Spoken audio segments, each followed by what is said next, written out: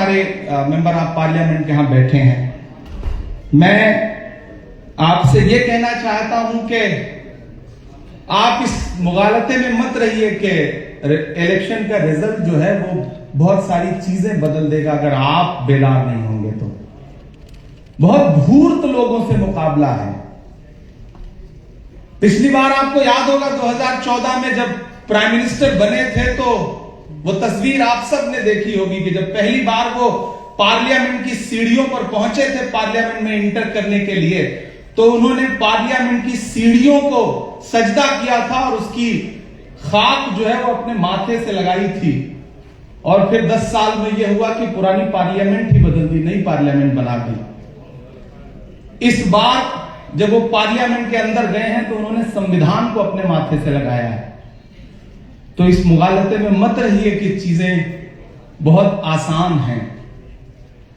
मुझे खुशी है कि कम से कम हम इन मसलों पे बात करने के लिए बैठ रहे हैं। हमें कहीं ना कहीं अपने गिरेबान में भी झांकना तो पड़ेगा। जिंदा रहना है तो हर सांस हुकूमत से न मांग, असल मुंसिफ है खुदा रहम अदालत से न मांग, जिंदगी भीख अगर है तो न मिलना बेहतर, और अगर हक है तो फिर इतनी शराफत से न मांग। मेरे भाई, हम इस एसी ऑडिटोरियम में बैठ करके एक खूबसूरत महफिल सजा के गुफ्तगू तो कर रहे हैं, लेकिन बुनियादी हल तब निकलेगा जब इन महफिलों को और इन तमाम लोगों को लेकर के हम उन इलाकों में भी चलें जहां असल में जुल्म हो रहा है। हमें हिंदुस्तान के अलग अलग शहरों में जाना पड़ेगा। अच्छी कोशिश है कि INCR लगातार अलग अलग शहरों में जा रहा है, बातचीत कर रहा है, लेकिन एक बात हमें बहुत सलीके से समझनी पड़ेगी। सेकुलरिज्म के मायने बदले हैं मुल्क में। और एक बहुत जरूरी बात आपसे कहना चाहता हूं, और खासतौर से मेरी कौम सामने बैठी है उससे कहना चाहता हूं। किसी नेता का आपकी दी हुई टोपी पहन लेना और किसी नेता का आपका दिया हुआ गमछा कांधे पे डाल लेना ही सेकुलरिज्म नहीं है। इस खेल से बाहर निकलिए। अपनी टोपियां जो इतनी मियारी हैं उनको सियासी लोगों के सरों पर पहनाना बंद करिए। आप उन्हें किसी महफिल में एक बार टोपी पहनाते हैं, फिर वो आपको अगले 5 साल टोपी पहनाते हैं। इस खेल को समझिए। मेरी गुजारिश है आपकी। सेकुलरिज्म का मतलब ये नहीं कि कोई आपकी टोपी पहन ले तो आप खुश हो जाए। हमारी कौम खुश हो जाती है। हमारा गमछा कोई अपने कंधे पे डाल लेता है तो हम खुश हो जाते हैं। हमें हमारे अफ्तारियों में आकर के कोई एक खजूर खिला देता है तो हम खुश हो जाते हैं। नहीं, सेकुलरिज्म का मतलब यह है कि इमरान प्रतापगढ़ी को इमरान प्रतापगढ़ी की पहचान के साथ सामने वाला तबका कबूल करे, और हम सामने वाले तबके के नेताओं को, वहां के समाज को उनके पहनावे और उनकी पहचान के साथ कबूल करें। ये बदलाव हमें अपने माशरे में लाना पड़ेगा, अपने समाज में भी लाना पड़ेगा, उसे बेदार भी करना पड़ेगा। मैं कोई सियासी गुफ्तगू नहीं करना चाहता, बस ये कह रहा हूं कि बहुत सारे मसले ऐसे हैं जिनके लिए सिर्फ सियासत से उसका हल नहीं निकलेगा। मैं मौलाना साहब के करीब में बैठा था, मैं संजय साहब को सुन रहा था। संजय भाई ने बात ये कही ना कि जब 1992 का हादसा हुआ तो सबसे पहले इरफान मेरे घर पे जाके खड़ा हुआ, जिसने ये कहा कि मेरी लाश पर से गुजरना पड़ेगा। तो हमें ऐसे इरफान के साथ साथ हमें बहुत सारे ऐसे संजय सिंहों की भी जरूरत हो कि जब इमरान प्रतापगढ़ी का घर ऐसी किसी मुश्किल में आए तो तमाम संजय सिंह खड़े हो सकें, जो ये कह सकें कि इमरान के घर की एक ईंट को नुकसान पहुंचाने से पहले तुम्हें हमारी लाश पर से गुजरना पड़ेगा। ये जब तक नहीं होगा तब तक चीजें नहीं बदलेगी। मेरे भाई, मैं हिंदुस्तान के अलग अलग शहरों में गया, कैंपेन किया। आज जो रिजल्ट है, कम से कम उससे एक चीज जरूर हुई है कि हिंदुस्तान के अलग अलग शहरों से लोग फोन करके कहते हैं कि हमने थोड़ी सी सुकून की सांस जरूर ली है, लेकिन इसका यह मतलब नहीं कि आपकी लड़ाई खत्म हो गई है। और एक सियासी पार्टी में हूं, मैं एक ऑर्गेनाइजेशन को हेड कर रहा हूं, देश की पार्लियामेंट में हूं। मेरे बुजुर्गों को भी एक बात समझनी पड़ेगी कि दुनिया के हर मुल्क की सियासत 25 साल में एक नया शेप लेती है, 30 साल में एक नया शेप लेती है। हिंदुस्तान की सियासत पिछले 25 सालों में एक नया शेप ले चुकी है। आप इसे तस्लीम करें या ना करें, वक्त इतनी तेजी से बदला है, टेक्नोलॉजी ने, सोशल प्लेटफॉर्म्स ने इतना बदलाव ला दिया है कि आप यहां खड़े होकर अभी तकरीर कर रहे हैं और आपकी यहां की तकरीर हिंदुस्तान के किस शहर में क्या बता करके दिखाई जा रही होगी, आप इसका अंदाजा भी नहीं लगा सकते हैं। तो मैं अपने बुजुर्गों से एक बात ये कहूंगा कि मुझे खुशी है इस बार पार्लियामेंट में कुछ नए और नौजवान चेहरे जीत करके आए हैं। जियाउर रहमान बर्क साहब आए हैं, इकरा आई हैं, आगा साहब बोल रहे थे, ऐसे तमाम नए चेहरे जीत करके आए हैं। मुझे अपने बुजुर्गों से यह कहना है कि हम सब बहुत कम उम्र है हमारे पास तजुर्बे बहुत कम हैं, लेकिन अब हम वहां पहुंचे हैं तो हमसे काम लीजिए, हमें अपने पास बिठाइए, हमारे कंधों पर जिम्मेदारियां डालिए, क्योंकि हमारे कंधे नए हैं और ज्यादा बोझ उठा सकते हैं, इसमें कोई दो राय नहीं है। आप हमारे कंधों पर जिम्मेदारियां डालिए और कम से कम जितने भी माइनॉरिटीज के, चूंकि माइनॉरिटीज के इश्यूज पे बात हो रही है, जितने भी माइनॉरिटीज के मेंबर आप पार्लियामेंट जीत के आए हैं, ऐसी एक तरकीब निकालिए कि किसी शाम वो एक साथ चाय पर तो बैठ सकें, ताकि तमाम सियासी दलों को ये लगे कि ये एक हैं, इनके मुद्दों पर हमें बोलना पड़ेगा, नहीं बोलेंगे तो ये मिलकर के सवाल खड़ा करेंगे। ये आपको करना पड़ेगा। मेरे दरवाजे हमेशा खुले हैं और मैं जिस लायक हूं, मैं अदीब साहब के सामने ये पेशकश भी रखता हूं कि हिंदुस्तान के जिस भी शहर में आप IMCR का सेमिनार ऑर्गेनाइज करना चाहें, कॉन्फ्रेंस ऑर्गेनाइज करना चाहें, मैं माइनॉरिटी डिपार्टमेंट के नेशनल चेयरमैन की हैसियत से हर वक्त आपके साथ खड़ा हूं। पैसा, संसाधन, रिसोर्सेज, सब कुछ जहां भी आपको मेरी जरूरत लगेगी, इंशाअल्लाह मैं किसी मौके पर आपसे पीछे नहीं रहूंगा, ये आपसे वादा करता हूं। दूसरी अहम बात, बहुत सारे मुद्दे ऐसे हैं जिन्हें पार्लियामेंट में उठाए जाने की जरूरत है, लेकिन पार्लियामेंट, चूंकि अदीब साहब पार्लियामेंट में रहे हैं, इसलिए इन्हें पता है कि पार्लियामेंट में 2 मिनट 3 मिनट बोलने का मौका कैसे फराहम होता है और कितनी मुश्किलों से होता है।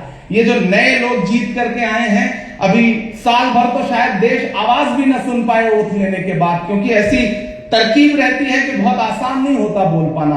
तो हमारी आपसे गुजारिश है कि आप सब हम नए बच्चों की तरबियत करिए। जो बुजुर्ग हैं, देखिए सियासत से ही अकेले हल नहीं निकलेगा, ये एक सच्चाई है। हर वफा जिंदे जावेद नहीं होती है, दिल का हर जख्म कहीं दिल का कमल बनता है। जब शहंशाह भी हो, इश्क भी हो, दौलत भी, तब कहीं जाके कोई ताजमहल बनता है। तो अगर ताजमहल बनाने हैं तो बहुत सारी चीजों को इंटरकनेक्ट करना पड़ता है। आरएसएस ने क्या किया, क्यों इस पॉलिटिकल सिनेरियो में आरएसएस को आप, उनकी कामयाबियों को आप तबसरा करिए तो आप ये पाएंगे कि उन्होंने एक काम किया, उन्होंने जुडिशरी हो, मीडिया हो, ब्यूरोक्रेसी हो, पॉलिटिक्स हो, अलग अलग जगह के लोगों को इंटरकनेक्ट किया है। इससे इनकार करिए या ना करिए, हमारे साथ क्या है, हम एक दूसरे के साथ चाय पीने को तैयार नहीं है, हम एक दूसरे की तारीफ सुनने को तैयार नहीं है। हमें लगता है कि जब तक इसकी जड़ नहीं काटेंगे तब तक हमारी जगह ही नहीं बनेगी। ये एक सच्चाई है। इससे कौम को निकलना पड़ेगा, इससे समाज को निकलना पड़ेगा, और उसके लिए सबसे जरूरी है कि हमारे मजहबी रहनुमाओं को आगे आकर के इस पे बात करनी पड़ेगी। और एक बहुत कड़वी बात यहां कहकर के आपसे विदा लेना चाहूंगा, बहुत कड़वी बात है, लेकिन सुनिएगा और कोशिश करिएगा कि इसे आगे तक पहुंचाइए। हम ये तो चाहते हैं कि हमारी ईद आए तो इस देश का जो नॉन मुस्लिम लीडर है वो शानदार सी फोटो और ग्राफिक बना करके मुबारकबाद दे, हमारे त्योहारों पर वो आगे आए और हमें सिवैयां खिलाए, हमारे साथ खड़ा हो। लेकिन आपका कोई नेता अगर ईद की मुबारक, होली की मुबारकबाद दे दे, और अगर वो होली में कहीं किसी सियासी मजबूरी की वजह से ही सही खड़ा हो जाए और उसके कपड़े पे एक रंग लग जाए, तो ये जो फतवे निकलते हैं, इन फतवों से भी कौम को बाज आना पड़ेगा। ये मैं बहुत कड़वी बात कह रहा हूं, ये बहुत कड़वी बात है, लेकिन आपको ये बात समझनी पड़ेगी। इस देश में कितनी पार्लियामेंट है जहां आप अकेले चुनाव जीत सकते हैं, इस बात को इसका डेटा कलेक्ट करिए। बमुश्किल 10 से 15 सीट निकलेंगी जहां आप अकेले चुनाव जीत सकते हैं। बाकी कैसे जीतेंगे? आपके साथ कौन सा समाज है जो आपके साथ कंधे से कंधा मिलाकर के खड़ा है? उसको बांटने की बहुत सी कोशिशें तो हुई हैं पिछले 70 साल में, लेकिन जोड़ने के लिए हमने 70 साल में क्या किया है?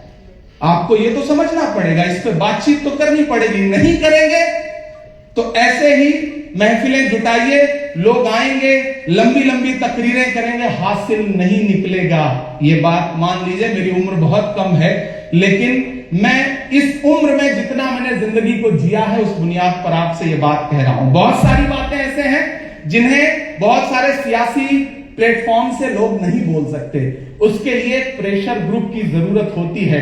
मैं चाहता हूं वैसा प्रेशर ग्रुप जनरेट हो।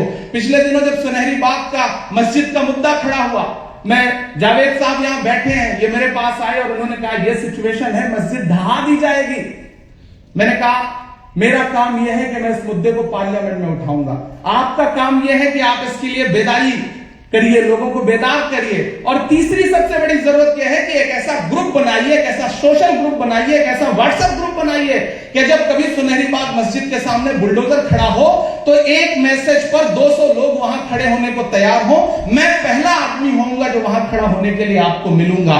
मैंने पार्लियामेंट में आवाज उठाई और खुशी है कि अभी थोड़ा सा मसला रुका है, लेकिन इस तरह के बहुत सारे मामले हैं जहां ना अकेले इमरान कुछ कर सकते हैं, ना एक अकेले मौलाना सज्जाद नोमानी साहब कर सकते हैं कुछ, ना एक अकेले अदीब साहब कुछ कर सकते हैं। जुगनुओं, तुमको नए चांद उगाने होंगे इससे पहले कि अंधेरों की हुकूमत हो जाए।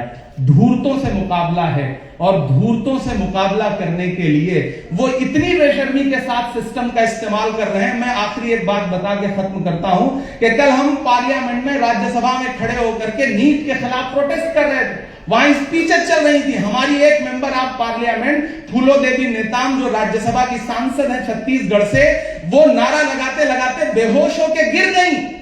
और यकीन जानिए पहली बार ऐसा मेरी आंखों के सामने का मंजर है कि हम उन्हें स्ट्रेचर पर उठा के ले जा रहे थे और चेयर पर बैठे हुए चेयरमैन साहब ने झांकने की कोशिश नहीं की कि जिंदा है कि मर गई, और उसके बाद पार्लियामेंट चलती रही। इससे शर्मनाक क्या हो सकता है? लेकिन ये हो रहा है तो आप समझिए कि किनसे मुकाबला है, किनसे लड़ना है। उन्हें पता है कि बुलडोजर आपके घरों पे चलेगा तो इस देश में एक तबका है जो बहुत खुश होता है। आप तो कंधा हैं, बंदूकें उन्हें कहीं और चलानी है। इसलिए मेरी आपसे गुजारिश है कि अपने साथ एक आध ऐसा समाज खड़ा करिए कि जो सिर्फ सियासी नहीं, समाजी तौर पर और सड़क पर भी आपके साथ खड़ा हुआ नजर आए। मेरी पेशकश है INCR के साथियों को कि हिंदुस्तान के हर शहर में चलिए, इस तरह की कॉन्फ्रेंस करिए, उन लोगों को हौसला दीजिए जो सच में सताए हुए लोग हैं, जो कमजोर लोग हैं, जिन्हें हर दिन इस तरह की नफरतों का शिकार होना पड़ता है। मैं आपके साथ खड़ा हूं, मेरा पूरा ऑर्गेनाइजेशन आपके साथ खड़ा है। हम आपसे गुजारिश कर रहे हैं कि इसके बाद दिल्ली में यह तरकीब हो कि जितने मेंबर आप पार्लियामेंट माइनॉरिटीज के जीते हैं, एक शाम जुटाइए, बैठते हैं, बातचीत करते हैं, बातचीत से ही किसी मसले का हल निकलेगा। मेरी जहां जरूरत हो, बदन में जो भी लहू है तेरी अमानत है, जहां जहां हो जरूरत वसूल कर लेना। बहुत शुक्रिया।